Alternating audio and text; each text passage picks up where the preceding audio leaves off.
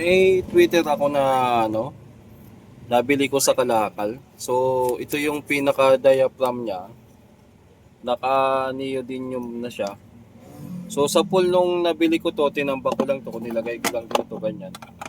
Tapos, hindi ko pa natitesting. Subukan natin ngayon.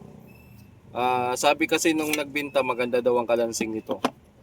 So, gamit tayo ng ano, subukan muna natin. May amplifier tayo dito. Gumagana. Subukan natin kung totoong ano, maganda yung kalansing. So gamit tayo ng ano, meron tayo dito 4.7.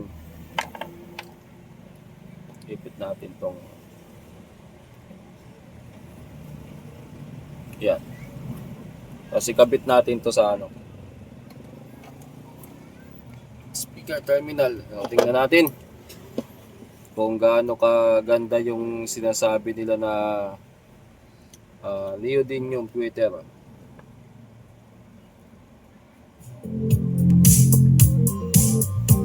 Tanggalin ko yung ano ay maganda nga.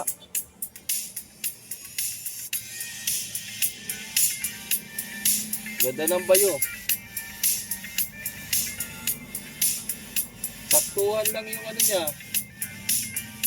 Saktuhan lang yung tinis niya. Subukan natin ng ano, 1 microfarad.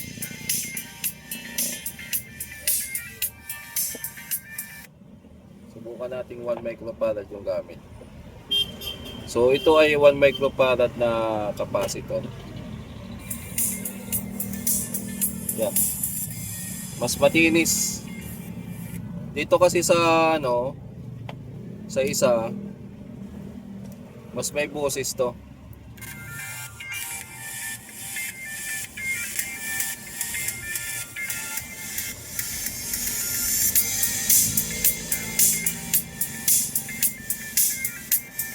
Yung isa naman, subukan natin tong isa.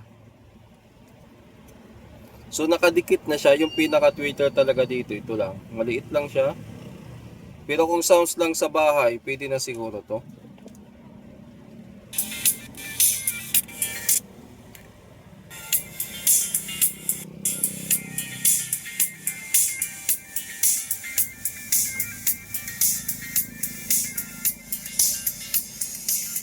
Maganda sa kanya kasi na ano naibabalik yung pinaka ano niya, pinaka dome niya.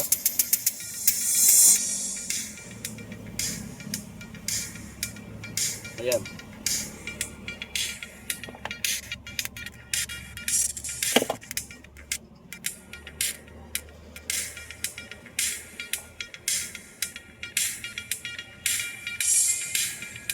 Nakalagay TW40. Parang ganito yung ano niyan mga boss. Yung magnet niya, neodymium.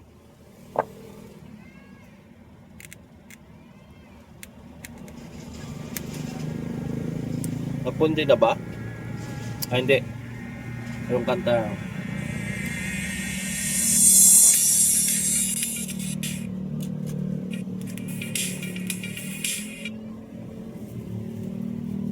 Subukan natin ibang ano. 1.7.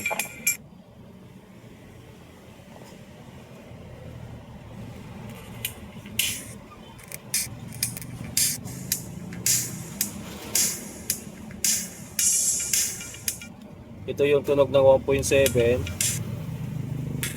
Ito naman sa 4.7.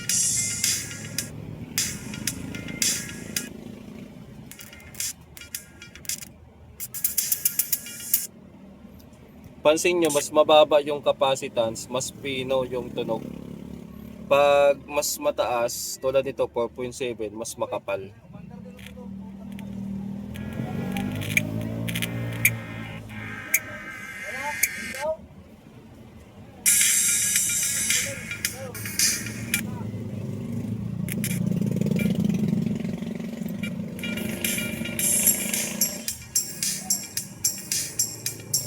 Yan.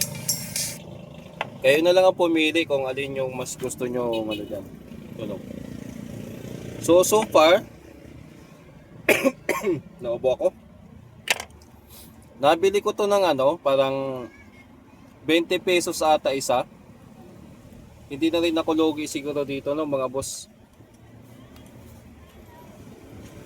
20 pesos isa. Hindi na rin siguro ako logi dito.